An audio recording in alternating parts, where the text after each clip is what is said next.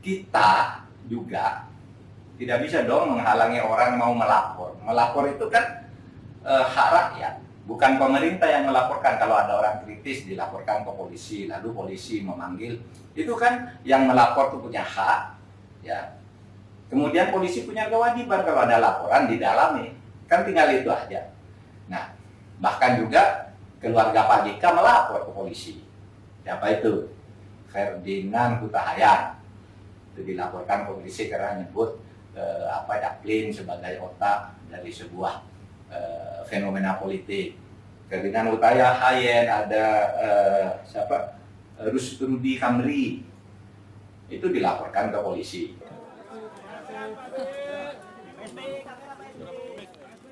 Ya, saya sebagai warga negara yang mentaati hukum, tetapi juga ingin mencari keadilan secara resmi, hari ini saya mengadukan Saudara Firman Wijaya yang saya nilai telah melakukan fitnah dan mencemarkan nama baik saya berkaitan dengan permasalahan IKTP. Selebihnya saya serahkan pada penegak hukum dan tentunya saya serahkan kepada Tuhan Yang Maha Kuasa, Allah Subhanahu wa Ta'ala.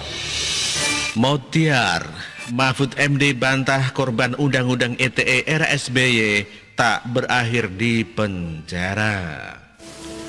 Seperti biasa, oposisi berlagak amnesia jika melakukan kesalahan di masa lalu, hingga menyebut Undang-Undang ITE yang dihasilkan era SBY tidak berakhir pada pemenjaraan.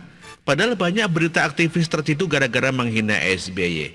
Ada juga pelaporan langsung oleh SBY ke Barreskrim terhadap mantan DPR yang disebut mencemarkan nama baiknya. Kini Mahfud MD malah buka-bukaan menyebut orang pertama yang menjadi korban Undang-Undang ITE era SBY. Sebelumnya diberitakan Detik.com, Partai Demokrat menilai bahwa Undang-Undang ITE belum memenuhi rasa keadilan bagi masyarakat. Bagi Partai Demokrat, penindakan Undang-Undang ITE justru berujung pemanjaraan sejumlah kalangan di masyarakat. Beberapa waktu belakangan ini kita tidak boleh menutup mata terkait segala bentuk penegakan dan penindakan hukum seputar undang-undang yang berujung kepada pemenjaraan. Demikian kata Ketua DPP Partai Demokrat Didik Mokrianto. Didik mendorong setiap warga negara termasuk masyarakat yang mengkritik keras dan tajam diperlakukan sama di mata hukum. Kritik, kata Didik, memang terkesan beras di kuping. Dia pun mengenang bagaimana Undang-Undang ITE diterapkan saat pemerintahan SBY. Ingat, di era SBY meskipun kritik masyarakat juga tidak kalah keras dan pedas, Undang-Undang ITE ini dalam penegakan hukumnya relatif tidak berakhir kepada pemenjaraan. Mungkin yang berbeda saat sekarang ini, dengan Undang-Undang ITE yang sama, tidak sedikit orang masuk penjara karena menggunakan hak berpendapatnya, demikian ucapnya. Menanggapi ocehan kader Demokrat, Mahfud MD dengan santai membuka data lama mengenai orang pertama yang menjadi korban Undang-Undang ITE. Ternyata adalah warga biasa yang menyampaikan kritikan terhadap rumah sakit di era SBY. Meski menang di pengadilan, berita tetap di penjara lantaran dianggap mencemarkan nama baik rumah sakit.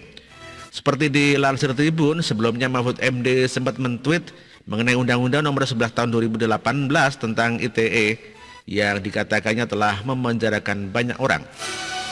Undang-Undang ITE jelas Mahfud MD diketahui diundangkan di masa pemerintahan suami Ani Yudhoyono itu pada 21 April 2008. Undang-Undang Nomor 11 Tahun 2008 tentang ITE yang sudah memenjarakan beberapa orang itu diundangkan oleh pemerintahan SBY pada tanggal 21 April 2008. Katanya saat itu undang-undang tersebut diperlukan oleh pemerintah, kalau sekarang sudah tidak diperlukan lagi, bisa dicabut, demikian kata Mahfud.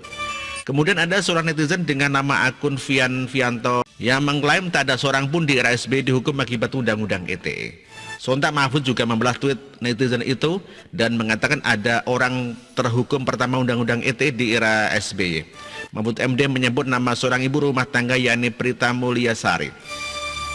Salah, masih ingat Prita Mulyasari? Dialah terhukum pertama berdasarkan Undang-Undang ITE itu, dan itu terjadi tahun 2012 pada era Pak SBY. Putusannya inkrah, tapi dia diputus bebas oleh putusan PK setelah menjalani hukuman, demikian kata Mahfud. Lalu ada netizen dengan nama akun Uru-uru @jriki yang mengatakan jika perbuatan Brita Mulyasari di dalam mengkritik rumah sakit melalui media sosial merupakan kesalahan yang nyata. Akhirnya Mahfud MD membalas jika Brita Mulyasari sempat memenangkan perkaranya melawan rumah sakit di pengadilan. Sayangnya pihak kejaksaan pun tetap menghukum Brita Mulyasari lantaran terbukti bersalah mencemarkan nama baik pihak rumah sakit itu. Dalam perkara perdata, Brita menang melawan rumah sakit di pengadilan, tapi oleh kejaksaan dipidanakan dan dihukum. Kejaksaan adalah penuntut pidana dari pemerintah, tapi pemerintah tidak salah karena undang-undang itu memang berlaku. Yang kita diskusikan sebenarnya kapan undang-undang itu dibuat dan apa undang-undang ITE itu perlu atau tidak, demikian kata Mahfud. Selain Demokrat dan anteknya, SB sendiri rupanya sudah amnesia jika di masanya sering ada pemenjaraan bagi pihak-pihak yang menghina kepala negara. Ini ibarat orang bermuka dua, satu orang lain dihina, ia bela, tapi diri sendiri langsung naik darah. Seperti diberitakan suara.com, Presiden ke-6 SBY merasa prihatin dengan adanya ancaman penjara bagi warga yang dinilai menghina kepala negara dan pejabat negara. Saya perhatikan beberapa hari terakhir ini justru ada situasi yang tak sepatutnya terjadi. Apa itu? Kembali terjadi ketegangan antara elemen masyarakat dengan para pejabat pemerintah, bahkan disertai dengan ancaman untuk mempolisikan warga kita yang salah bicara, khususnya yang dianggap melakukan penghinaan kepala negara dan kepada para pejabat negara, demikian kata SBY. Meski pernyataan SBY sudah terjadi lama, kita bisa mulai sejak digital ke belakang bagaimana di eranya para penghina presiden dipenjarakan. Ada pemenjaraan blogger asal Jogja dan juga pendemo yang membakar fotonya. Intinya dari semua masa kepemimpinan selalu ada penghina yang kena hukuman. Aneh rasanya kalau SB tiba-tiba amnesia dan merasa perlakuan tersebut hanya terjadi di era Jokowi. Sama dengan pernyataan jika yang bertanya bagaimana cara mengkritik tanpa dipenjara. Untungnya Mahfud MD menangis dengan berita Putri JK melaporkan Ferdinand yang menyebutnya sebagai caplin. Akhirnya kita sepakat dengan usulan Jokowi agar pasal-pasal undang-undang ITE direvisi atau dihapus sekalian. Silakan kalau mau mengkritik pemerintah maupun layanan swasta agar tidak ada korban ITE seperti berita dan lainnya. Tetapi kalau menghina kepala negara kebablasan, biar pengadilan akhirat saja yang menentukan. Saya yakin wibawa kepala negara tidak berkurang sedikit pun dengan hinaan. Sebaliknya kalau tidak punya urat malu, meski sekelas mantan presiden dan wapres pun akan terhina dengan sendirinya. Semoga media pers bisa lebih cermat dalam menyampaikan kritikan. Pun masyarakat yang aktif menanggapi tak usah dilabeli dengan buzzer lagi. Begitulah kura-kura. Artikel ini ditulis oleh Nia Alif. Terima kasih.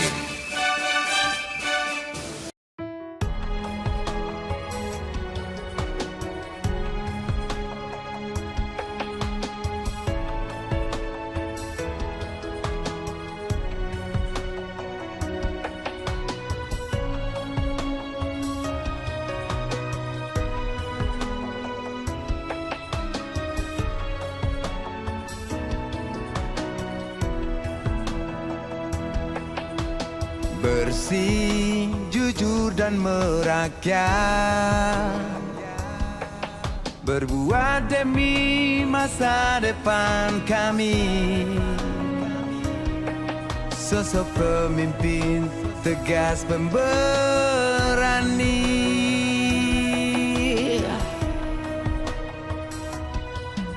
Kamu